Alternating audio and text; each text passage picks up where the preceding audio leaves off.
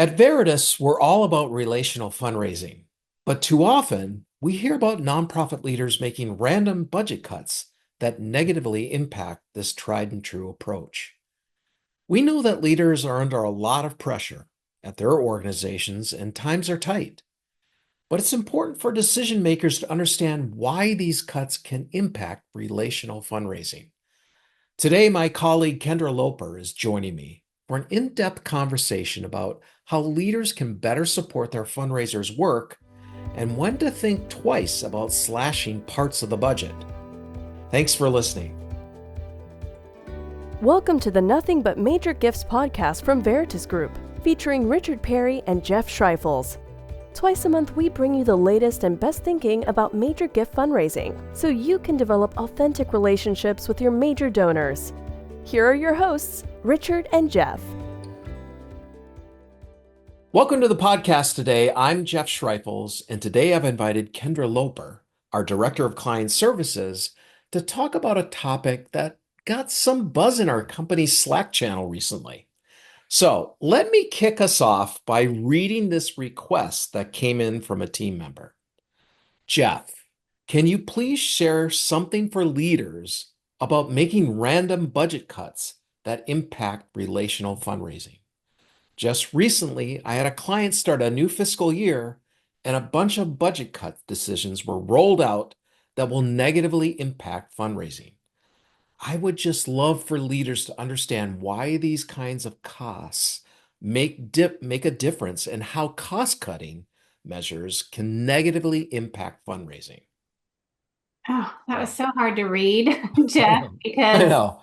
it's common, right? We see this over and over. And as we're talking with our clients and with our fundraisers, they're sharing their frustration over budget cuts, particularly timing of budget cuts and what they're learning. So Yeah. hard. I get it. When budgets are tight, sometimes you do have to make those tough decisions about how we're going to manage cash flow and what will we have to cut if we do.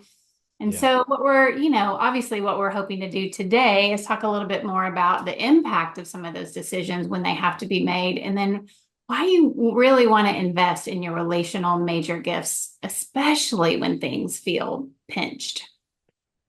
Exactly.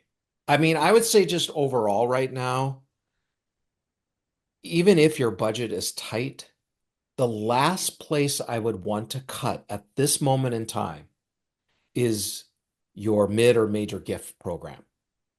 Right. Because this is the program that is bringing in your net revenue, the most net revenue that you have. So Right. just overall. But then, here's the other thing to think about is that a lot of nonprofits make this mistake. They are tight on budget. And so instead of really looking at each department and how much, a cut could affect them and what are the revenue ramifications, all of those things, they just make a decree that says we need to cut 10, 15% across the board. Yeah. So 10% from fundraising overall, 10% from program, across the board without really thinking about what's going on, and where that could hurt us or not. And so I think if I were speaking to a leader and they were making cuts, the last place I would cut is fundraising because that's bringing in revenue. That's the revenue generator. Last thing I would cut is fundraising. And Right. then within fundraising, the relationship fundraising, the mid and major gift area versus other areas of fundraising that may not be bringing in high ROI. But then again, you also have to look at that too, because you don't want to cut off acquisition all too long or too deep because that'll affect you down the road. So, another thing I think about is, okay, what's driving this situation? Um, what's going on with our revenue overall, or why do we need to make these cuts? Do we have the right personnel? Is something happening there? Is that affecting our revenue situation? Or is it the market right now? Is it the economy? Is What are other organizations experiencing? Is it just us, or is it just across the board? And we're doing all the things right, but you know, it's something out of our control. Yep. And then also then looking at on the fundraising side, are we talking to our donors correctly or not? Yep. What are our individual campaigns that we're sending out? How are they doing compared to last year and all of those things? Have we changed any strategies? Um, those are all things to think about before you just make a random cut. Um, and in development, you have to look at every strategy, what's going on before you just make across the board cuts in development. Because not each strategy is the same as far as what it's producing net revenue wise, ROI, so there's all these things to think about that if we did this cut, this means long term, it could take 2 or 3 years to recoup, meaning I've known a lot of organizations that have just said, okay, we're going to cut acquisition because we're losing money. So if we stop acquisition, we can really gain some, initial net revenue because we're not going to lose money like we do in acquisition. But then they cut too much and then they're 2, 3 years out, then they're realizing, oh, we've really now got to invest a bunch of money because we're way behind in the pipeline. And it's not coming in like we thought it would. So you really need to step back and look at the big picture before you make any cuts at all, weighing that short and long term, and especially around acquisition. Now, one of the things I want to ask you, Kendra, is we also see some unhealthy responses in organizations where maybe cuts happen, but not to development. And then there's all this pressure that's added to development. You bet.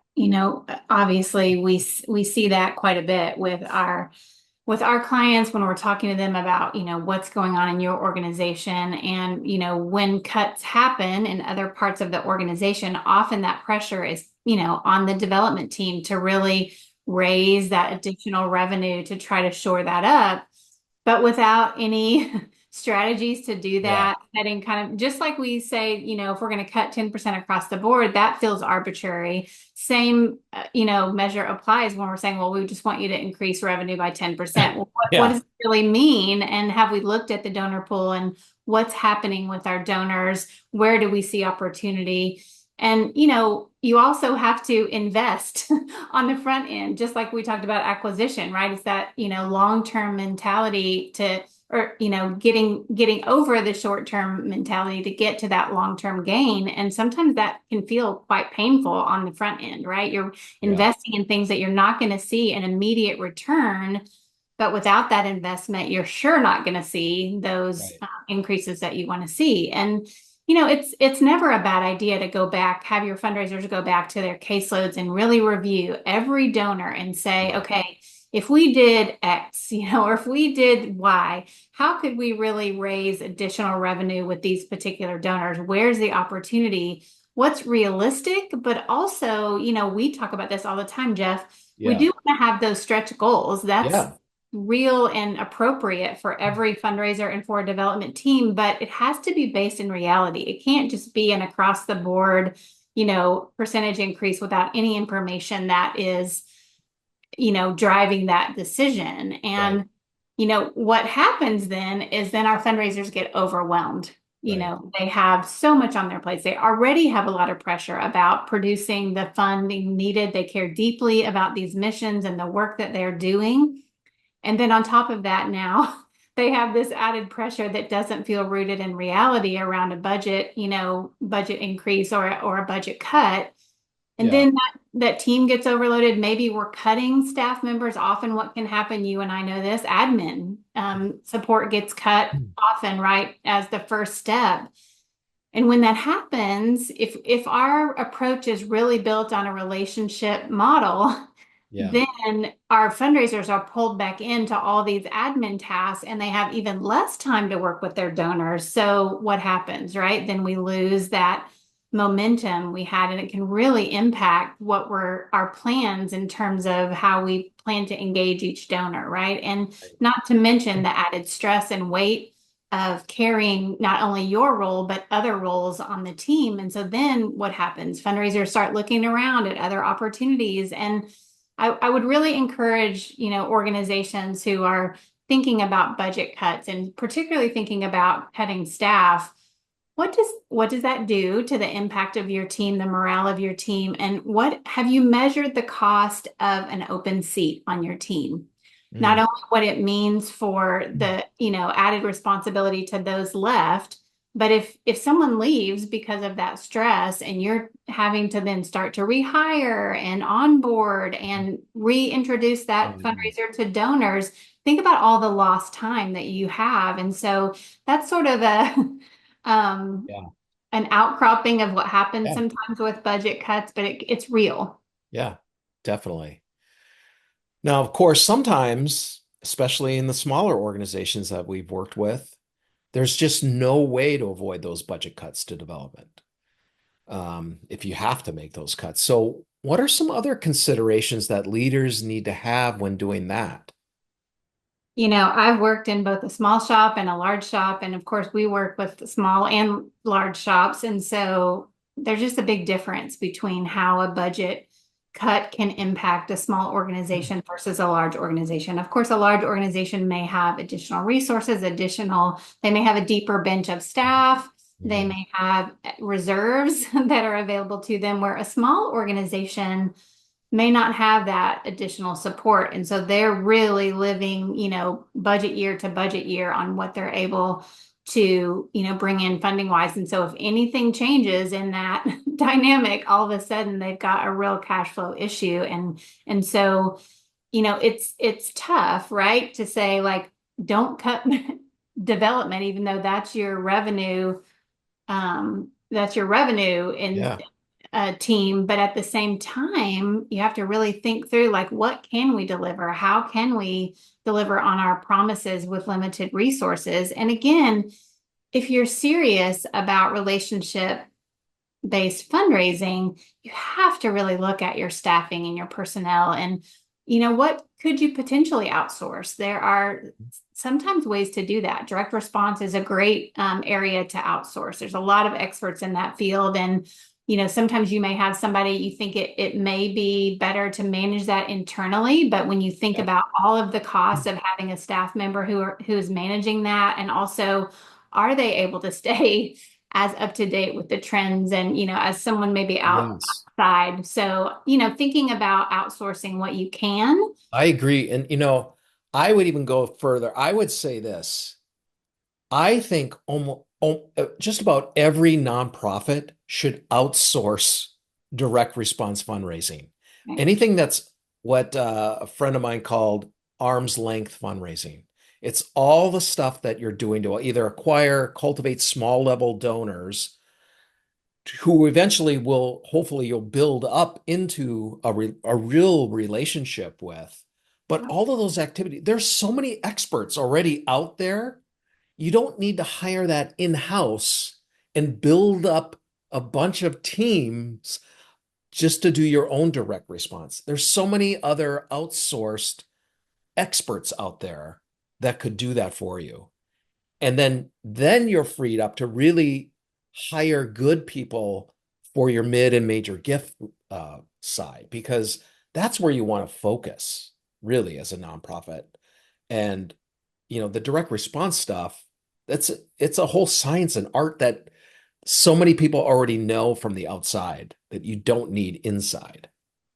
You bet. Sorry, I just had to go on that little rant. No, it's good, right? I mean, that's really where the rubber meets the road. And I think, being able to have some tangible things you can really dig into, look at your budget to say, where does it make sense for us to manage this internally versus something we can do Right. externally? Obviously that's where we come in with a lot of our clients. And, we often step in when maybe there's a director of development transition, and we can step in and help manage the team Mhm.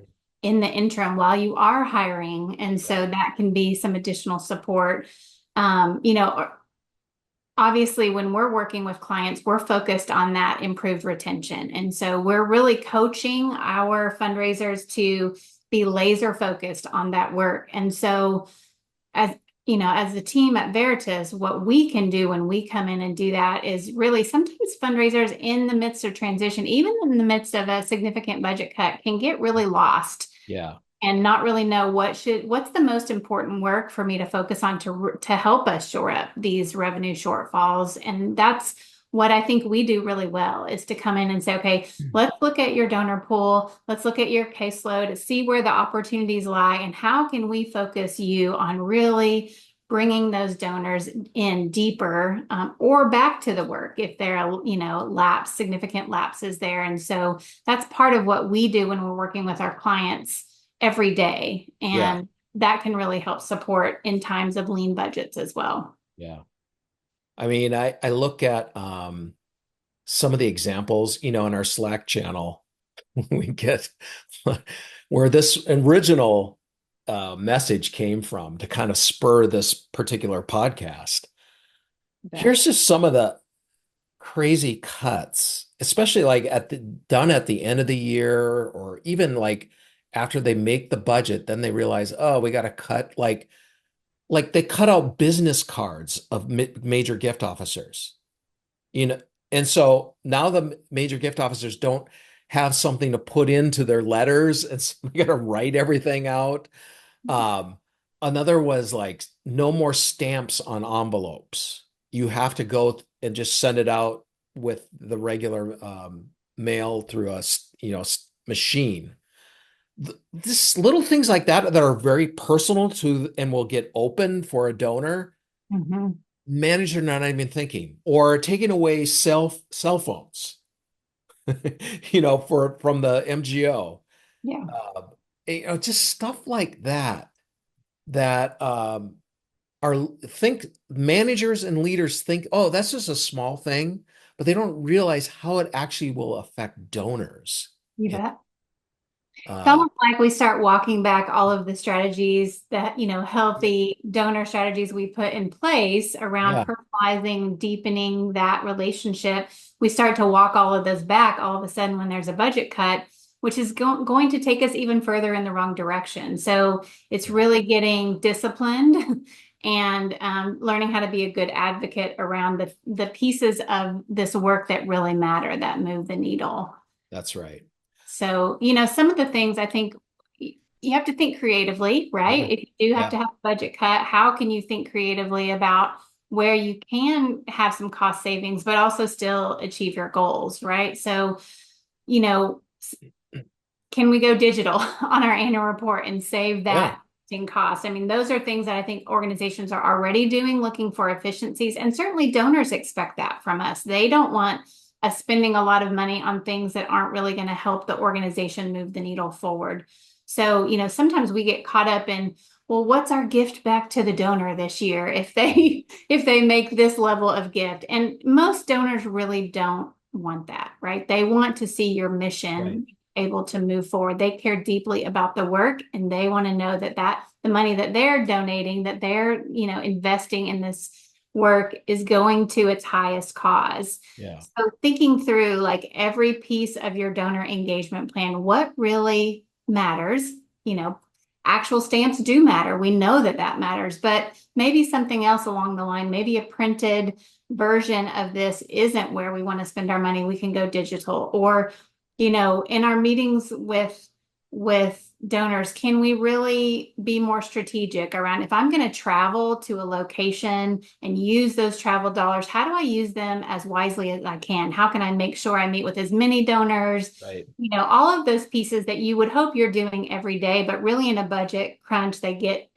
kind of lifted to the top to say, okay, I want to really make sure that we are spending the dollars that we have available to us in really impactful ways. Yeah. Well, Kendra, thank you so much for joining me today. And I hope each of you listening got some information that will help you think differently about budget cuts and advocate for investing in relational major gifts. If you'd like to learn more about the opportunity you have in mid-level and major gifts, if you invest in these critical areas, I'd highly recommend applying for our free donor file assessment. This assessment will give you revenue projections for if you continue on your existing trajectory and projections for what is possible with your file. You can apply to get started at the link in the show notes or on our website. Thank you for joining us, and we'll see you next time. Thank you for joining us for the Nothing But Major Gifts podcast from Veritus Group. Richard and Jeff also write an ongoing blog that you can subscribe to for free at veritusgroup.com. Please join us again next time.